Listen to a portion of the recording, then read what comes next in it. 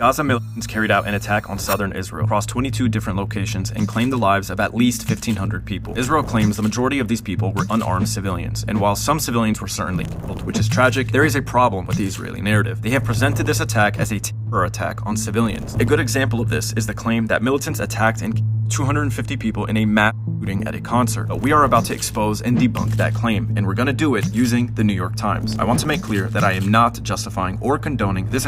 I am simply challenging the narrative. Gaza launched their paragliding are flying over the wall, heading in different directions. Their targets were military bases. We know this because of dozens of videos showing militants storming these buildings and capturing soldiers and equipment. 3 miles from the Gaza border is one of these bases, the Gaza Regiment military base along the 232 road. There was a music festival taking place right down the road from the base. After the was completed, militants got into vehicles and continued their by driving along the major roads heading towards other bases. This is how the militants found themselves at the concert. Before the militants arrived, the concert goers had heard the shots and were panicking. They then started to leave the concert, but they couldn't take their cars because the road was now being blocked by Israeli police and security trying to cut off the Gaza.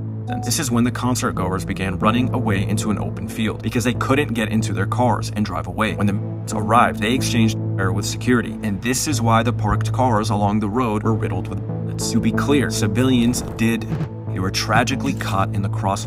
They were not the target, and they certainly were not killed in any mass shooting. Now, there were hostages taken by fighters, and this is truly terrible. They should be returned safely and quickly. But there is so much evidence showing us the fighters were not there to terrorize civilians. Listen to this Israeli woman talk about how fighters were kind to her. ואז אחד אומר לי באנגלית, אל תדאגי, אני מוסלמי, אנחנו לא נפגע בכם.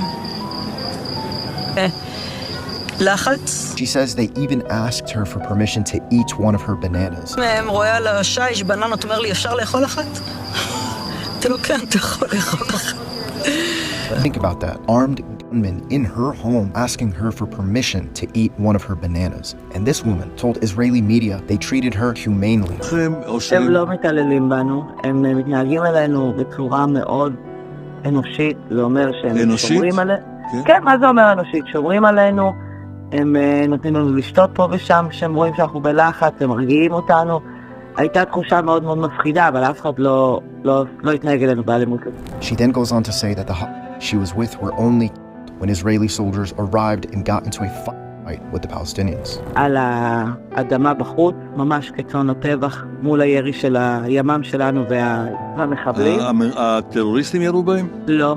הם נהרגו בחילופי ירי, תבין שהיה חילופי ירי מאוד מאוד קשים. זאת אומרת, יכול להיות שזה כוחותינו ירו בהם? כשניסו לפסל את החוטפים, את החמאס? חיסלו את כולם, כולל בני ערובה. It was a battle between soldiers on both sides, with civilians caught in the crossfire. Which leads me to ask, what is the difference between this and what's happening right now in Gaza? Yet Western media seems convinced that Gazan militants committed terror, while the Israeli army is engaging in justified defense. The solution to this issue is not to escalate the violence or to prioritize the death of one group of people over another. The solution is to end all hostilities. There should be calls for an immediate ceasefire, humanitarian aid to both sides, and an escalation in negotiations to end the occupation, establish an independent Palestinian state, and create a just and long-lasting peace between both Israelis and Palestinians.